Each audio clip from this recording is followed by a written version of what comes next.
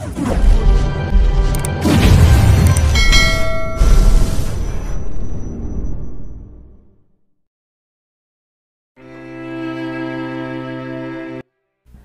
sales department ang isa sa pinakamahalagang department sa kumpanya. Sinadya ni Monica na insultuhin si Pamela sa meeting. Kung may mga tao na sadyang walang talento sa pagbebenta, mas mabuting bitaw nilang posisyon nila at ibigay ang pagkakataong to sa mas mahuhusay na tao. Hindi isang retirement home ang kumpanya natin. Alam ninyong lahat yan. Dapat mag-isip ng umalis sa mga taong di pa nakapag-close ng kahit isang deal at umaasa lamang sa basic salary. Niyoko ni Pamela ang kanyang ulo. Buong maghapong nakakunot ang kanyang mga kilay. Nung umuwi siya pagkatapos na nakakapagod na araw sa trabaho, sinalubong siya ni Denver ng parang isang boss na nakahawak sa kanyang phone habang nakaupo sa sofa. Pagpasok niya sa bahay, walang laman ang kusina at wala man lang kahit isang baso ng tubig sa mesa. Sa wakas, kumawala ang lahat ng sama ng loob na naipon ni Pamela sa maghapon. Hindi ka nagluto ng hapunan? Inalis ni Denver ang tingin niya sa kanyang phone. Medyo namumula ang mukha ng maliit na babaeng nasa harap niya habang hinihingal siya. Umaangat baba ang kanyang dibdib. Ang malaki at mahakistap niyang mga mata ay nakapako kay Denver. Sa kabila nito, di nakakasindak ang tunog ng pagtatanong niya. Mas mukha siyang isang naiinis na babae na nagrereklamo sa kanyang asawa. Naramdaman ni Denver na naging makahulugan ang tingin niya kay Pamela. Anong problema? Tumayo siya mula sa sofa na may inosenteng ekspresyon sa kanyang mukha.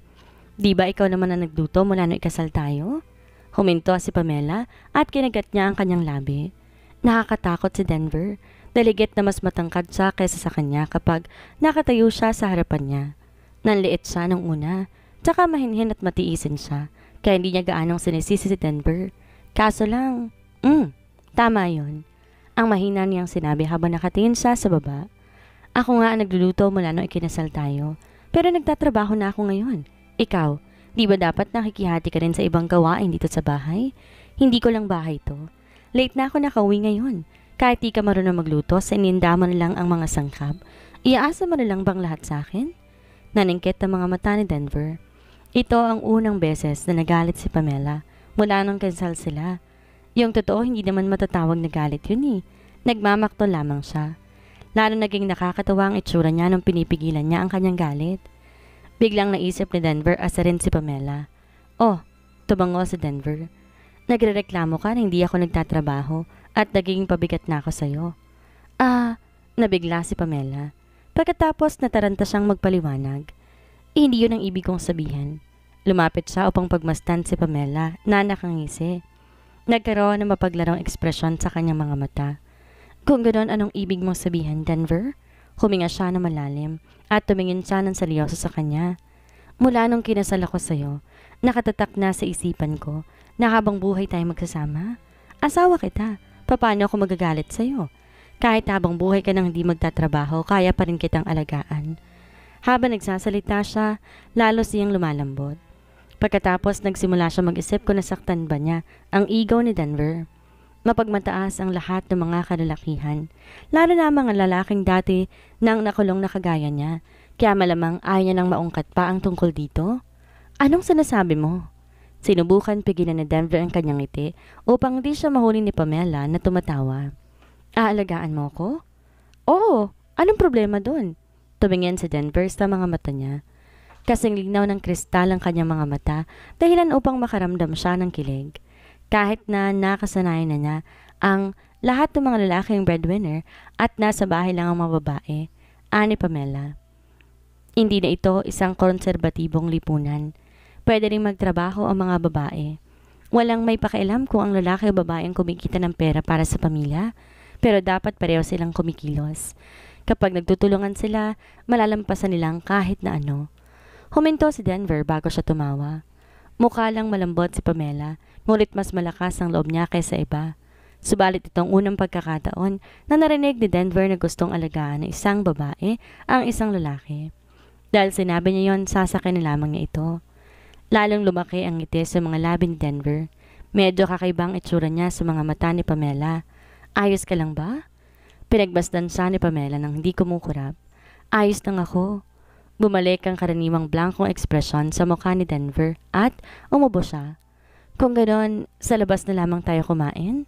Nanlaki ang mata ni Pamela habang nakatitig sa kanya.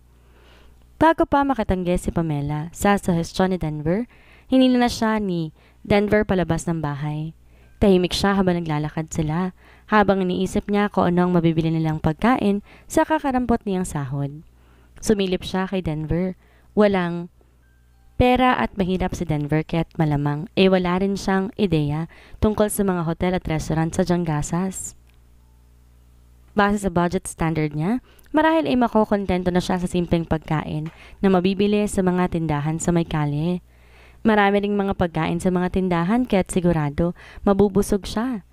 Ngumiti si Pamela habang nakayuko siya. Naging matipid na siya mula nung ikinasal sila at puro mga murang grocery lamang ang binibili niya sa tuwing namimili siya. Sa kabila nito, narinig niya noon na sinabi ng isang matandang taga-silbi niya sa tuwing namimili sila na mga Murphy na walang kinatatakutan na mag-asawa maliban sa paglalaho ng kanilang pag-ibig para sa isa't isa. Makakabuting romansahin nila ang isa't isa paminsan-minsan.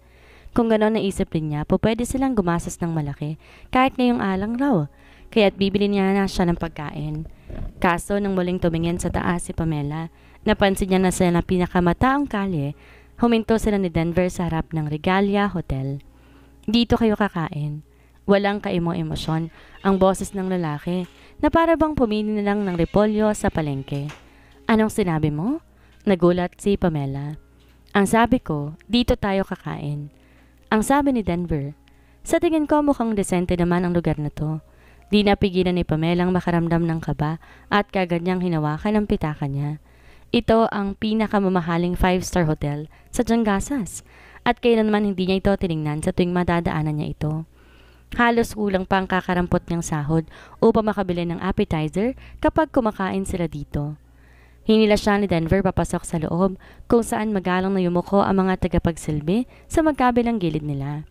Lumapit ang manager upang salubungin nila ang may ngiti sa kanyang mukha. Welcome! Denver? Hinila ni Pamela si Denver. Anong problema? Kasi kulang yung pera natin eh. Sa iba na lang tayo kumain. Hindi po pwedeng kumain sa ganitong lugar ang mga taong kagaya natin. Noong nasa dulod sila ng dila ni Pamela ang mga salitang ito, muli niya itong nilunok. Tumingin siya sa mukha ni Denver at naalala niya na ibinigay ni Denver sa kanya ang lahat ng mahalagang pamana ng pamilya niya. Paano niya magagawang tipirin ng kanyang asawa kung di siya tinuturing na iba ng kanyang asawa? Buo ng isipan ni Pamela at gumiti na siya. Pasok na tayo. Nagulat pa si Denver. Di niya inaasahan ang sagot ni Pamela. Papasok talaga tayo? Siyempre. Masayang ngumiti si Pamela at nanatili siya sa tabi ni Denver. Umarte siya na parabang sumisiksik siya sa kanya. Dahil gusto mo sa lugar na to, dito tayo kakain. Kakain lang naman tayo, huwag kang mag-alala. Kaya kang pakainin ng asawa mo. Kumurap si Denver. Sinadya niyang piliin ang lugar na to dahil alam niya na maliit lang ang sahod ni Pamela. At iniisip niyang bibigyan siya ni Pamela ng napakaraming dahilan para lang di sila dito kumain. Baka nga bumili pa siya ng murang grocery at sabihin na umuwi na lang sila para kumain ng hapunan. Gusto lang niyang asarin si Pamela at pilitin siyang umamin na hindi siya sa Juliana kundi isa siyang substitute. Subalit pakiramdam niya na pasobra yata ang pagbibiro niya. Bakit hindi lang tayo? Bago siya matapos sa pagsasalita, hinila siya ni Pamela papasok. Umupo sila sa tabi ng bintana kaya't nakita nila ang tanawin sa labas. Umorder ng 2 dish si Pamela. Di gaanong mamahalin ng mga ito, ngunit ito lamang ang kaya niyang bilhin. Nililinaw niya na nag-serve sa kanila na maliit na portion lamang ang gusto nila, sapat lang para mabusog si Denver. Bakit di ka kumakain? Tumingin si Denver sa mga mata ni Pamela. Ngumiti si Pamela. Nangingilag ang kanyang mga tingin. Di naman ako gaanong gutom. Wala akong ganang kumain. Pero nagreklamo ka kanina na hindi ako nagluluto ng hapunan. Nanahimik si Pamela. Halata sa mata niyang namamroblema siya. Ibinaba ni Denver ang mga kubyertos niya para bang tumatagos sa kanya ang malalim niyang mga mata. Pagkatapos ng ilang sandali, sinabi ni Denver na medyo may katagalan na rin mula nung kinasal tayo. Wala ka bang sasabihin sa akin? Halatang nagulat si Pamela at kumabog ng parang tambol ang kanyang dibdib. May nalaman kaya siya? O narinig ba niya ibang tao na sinabi na tinupad na ng mga Murphy ang kasunduan sa pamamagitan ng isang anak sa labas? Sinabi kaya nila na isang impostor ang pinakasalan niya at hindi ang pinakamamahal na tagapagmana ng pamilya? May pride din ang mga lalaki at nais silang maikasal sa isang mayaman at magandang babae, hindi sa isang mahirap na kagaya niya. Niyoko ni Pamela ang kanyang ulo habang kabado nakahawak ang mga kamay niya sa laylay ng kanyang mga damit. Paulit-ulit niyang sinasabi sa sarili niya hindi siya dapat umamin. Nakulong si Denver dahil sa pakikipagbasag ulo. Magkakaroon ng malaking problema kapag minasama niya tungkol dito. Ha? Ano na namang sasabihin ko? Tumingin siya kay Denver na may kumikinang na mga mata at nag-isip siyang maigi ng paraan para baguhin ang usapan. O tama, wala ako nabenta ngayong buwan kaya kailangan kong magpursige sa susunod na buwan. Baka bihira na ako makauwi ng maaga at makapagluto. Kaya mo bang alagaan ang sarili mo? Di na ako bata. Siyempre, magiging maayos lang ako. Ngumiti si Denver at ibinigay niya kay Pamela ang kalahati ng lobster risotto na nasa plato niya.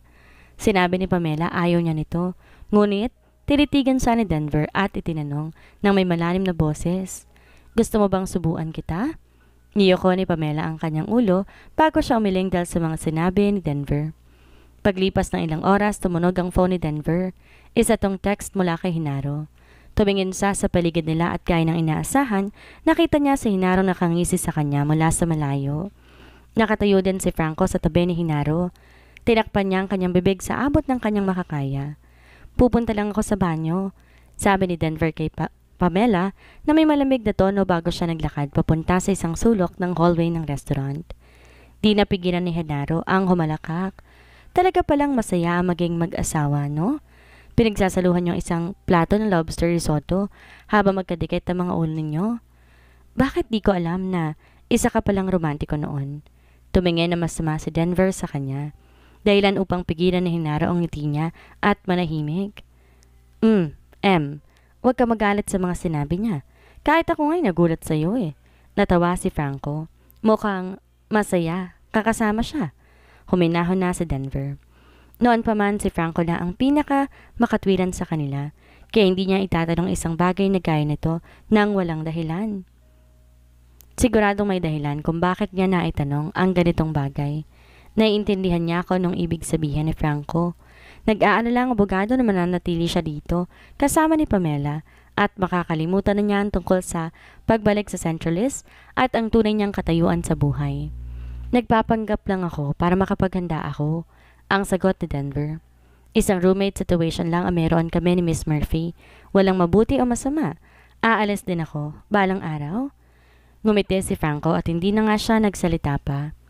Tumingin si Hinaro kay Pamela at humarap siya kay Denver na nakangisi at sinabi, bakit di ko na lang kayo ilibre? Ikaw? Nagtaas ng kilay si Denver at pinag-isipan niya ang tungkol dito. Kalimutan mo na.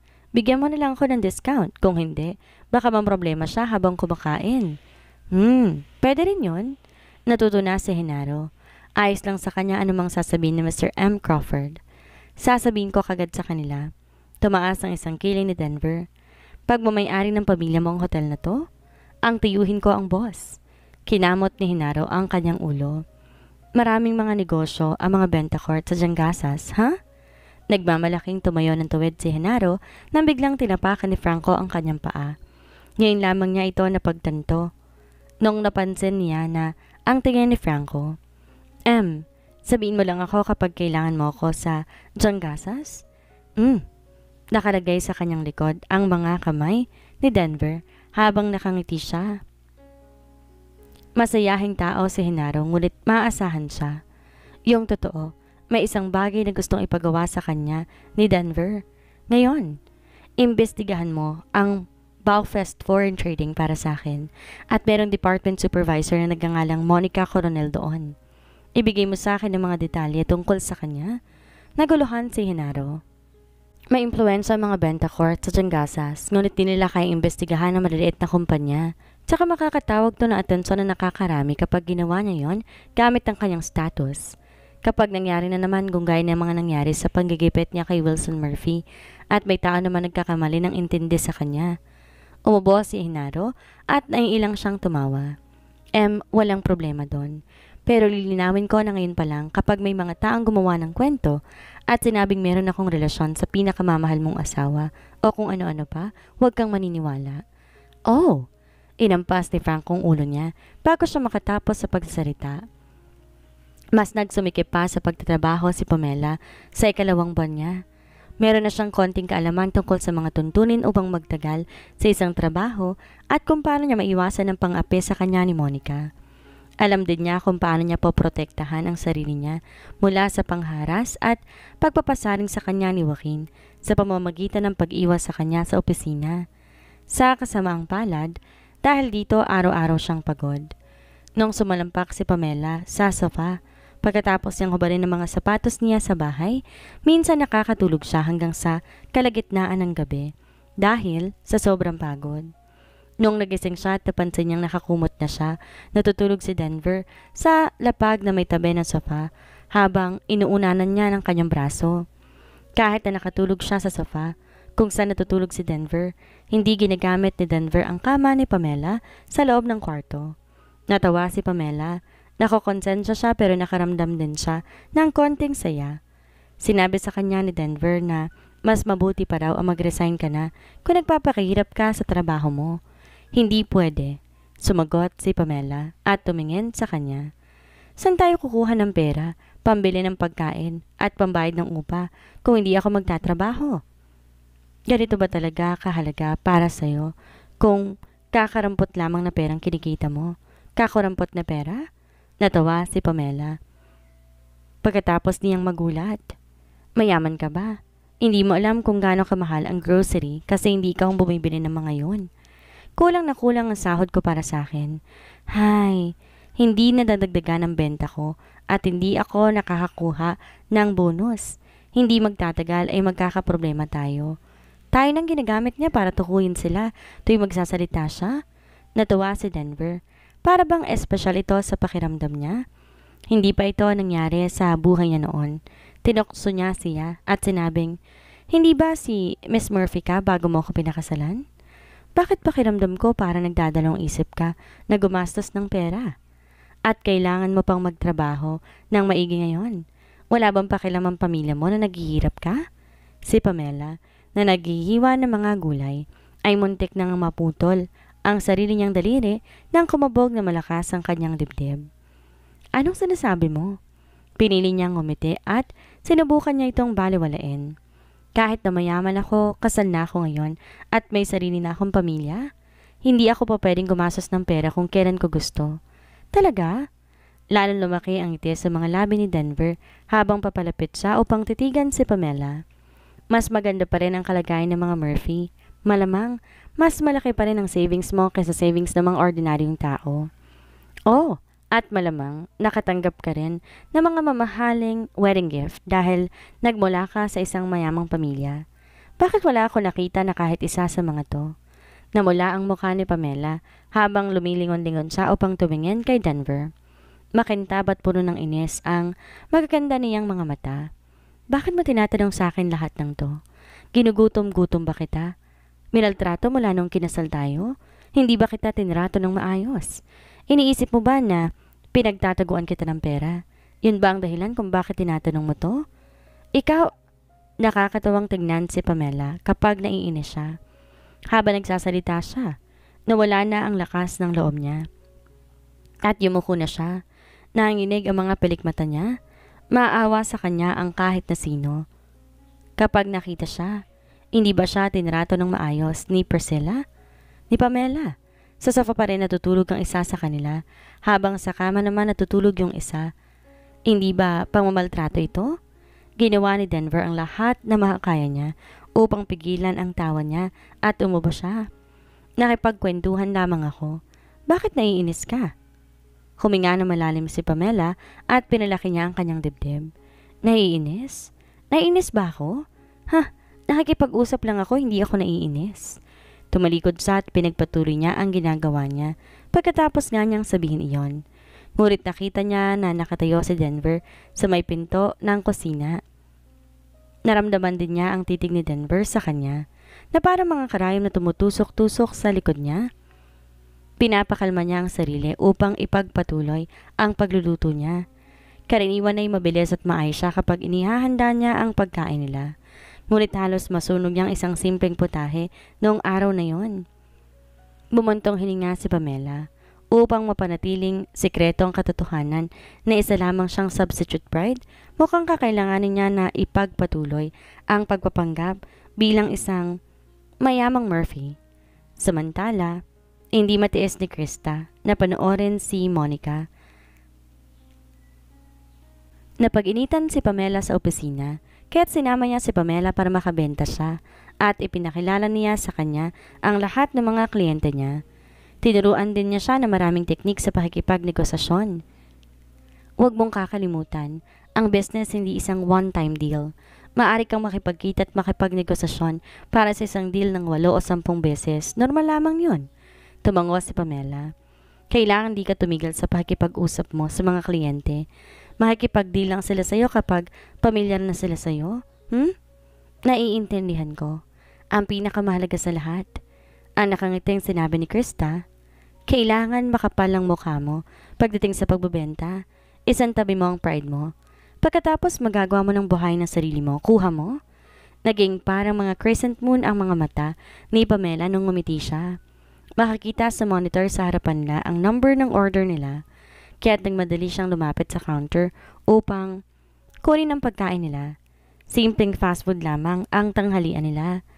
Napansin ni Krista ang pinakamura sa menu ang in-order na Pamela na isang klase lang ng pagkain ng kasama at hindi niya napigilan na itanong, mabubusog ka ba sa ganito lamang? Huwag kang mag-alala, tumawa si Pamela.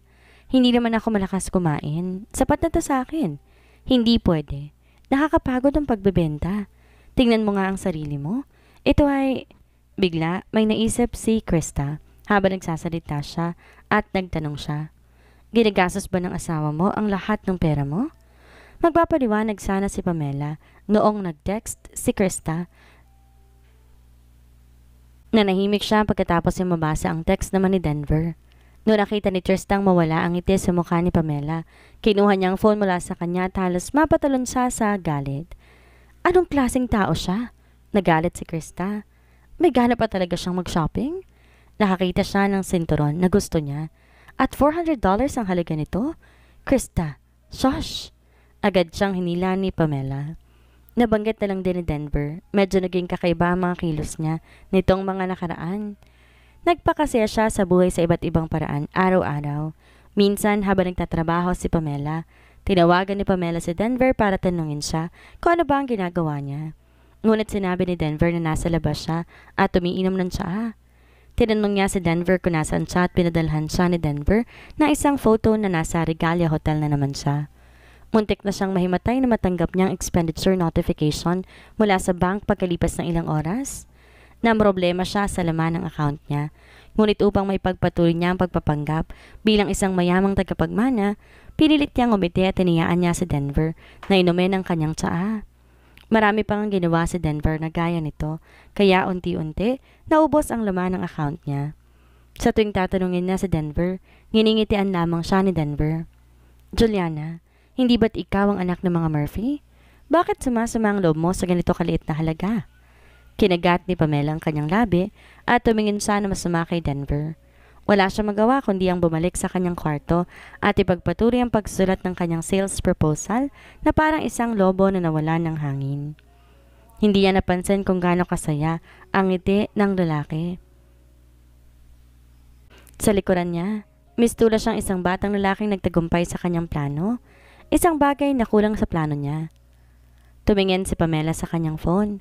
$400 ang laman ng account niya. Kung nasa harap lang niya si Denver ngayon, baka sinakal na niya siya.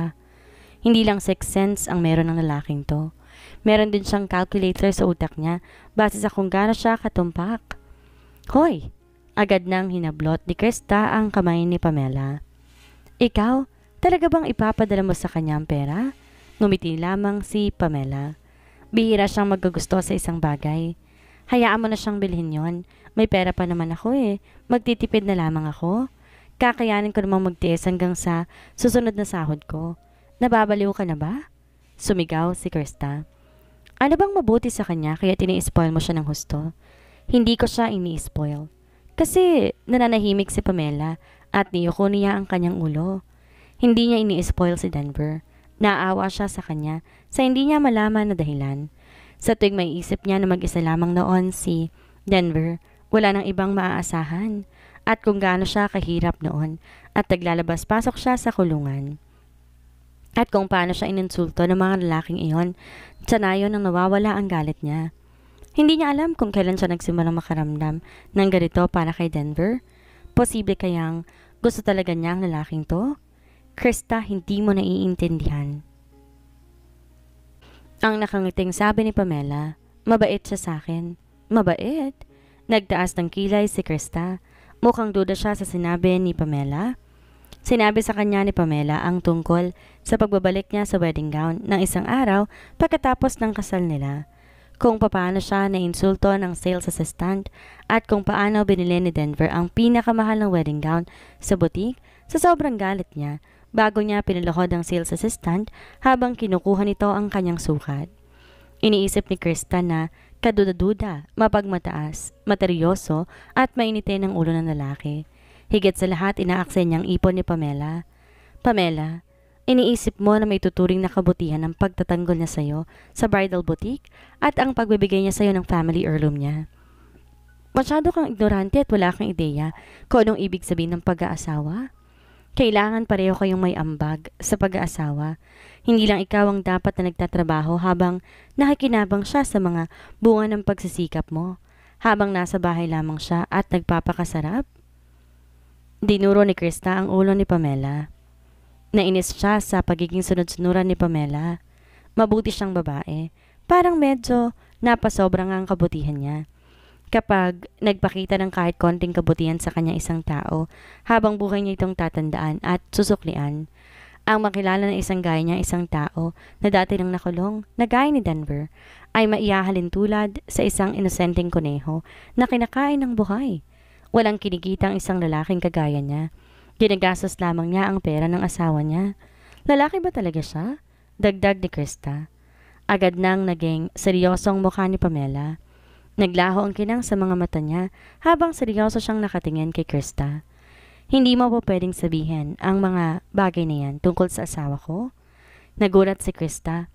At hindi siya nakasagot. Oo, bias ako pagdating sa kanya. Ini-spoil ko siya. Tumalim ang dila ni Pamela kapag gusto niya. Asawa ko siya. Hindi ba dapat kinakampihan ko siya at inaalagaan? Alam ko na marami siyang pagkukulang at napakasama ng mga ito sa paningin mo. Pero ako, napakasama niya araw-araw. Alam ko kung anong klaseng tao siya. Kahit na nakulong na siya noon at madalas siyang mapaaway, para sa akin, hindi ang isang mayamang tao. Isa rin siyang tunay na lalaki at isa pa, ako ang nagsisinungaling sa kanya sa kasal na ito. Hindi pa nga niya alam kung sino talaga ako eh. Kung hindi ako kinasal sa kanya, hindi babayaran ng mga Murphy ang pagpapagamot sa nanay ko. Kung tutuusin nga, dapat magpasalamat pa ako sa kanya eh. Kaya, lumunok si Pamela. Medyo namula siya. Huwag ka na nga ulit magsalita na masama tungkol sa asawa ko, sa harapan ko. Ayoko ng ganun. Nanlalaki ang mga mata ni Krista habang nakatitig siya kay Pamela. Sa tagal ng panahon na magkakilala sila, ni Pamela, noon pa may naiisip niya na isang mahinhin at tahimik na tao, si Pamela. At hindi niya inaasahan na kasing galing siya ng isang abogado kapag nakikipagtalo. Nakakatuwa siyang tignan. Dahil sa seryoso at determinasyong ekspresyon ng kanyang mukha, nahimasmasan na si Krista at natawa na lamang siya. Bumuntong hininga siya at tinaas niya ang mga kamay niya. Sige na, sige na. Hindi ko na nga pupunahin yung asawa mo sa harapan mo. Hay, kung sa bagay, kasal na kayo. Magkasama kayo sa isang kama. Ano naman ang laban ko doon? Lalo pang namula ang pisngi ni Pamela nung narinig niya iyon. Nagkamali na intindi si Krista sa dahilan kung bakit namumula si Pamela at gumiti siya. Nabanggit na lang din ang tungkol sa pagkasama niyo sa kama. Nahok ka na ba ng asawa mo? Ano pa ba ang dahilan kaya dinidepensahan mo siya? At hinahayaan mo siyang gumastos ng gumastos? Krista, ano ka ba? Nahiya si Pamela. Anong pinagsasabi mo? Sige na, ano pa ba ang hindi natin po pwedeng pag-usapan? Lalo na lamang na humagikik si Krista. Ayos lang yun. Tingnan mo na lang ito sa ibang anggulo. Para ka lang may boy toy. Sapat ng kagwapuhan niya para pagkagasosan mo siya. Hanggang kailan kaya magagawang itago ni Pamela ang lihim niya kay Denver, gayong alam na naman ito ang lalaki? Ano ang aabutang tagpo ni Denver dahilan para makaramdam ng kaba si Pamela? Yan ang ating aabangan sa susunod nating kabanata.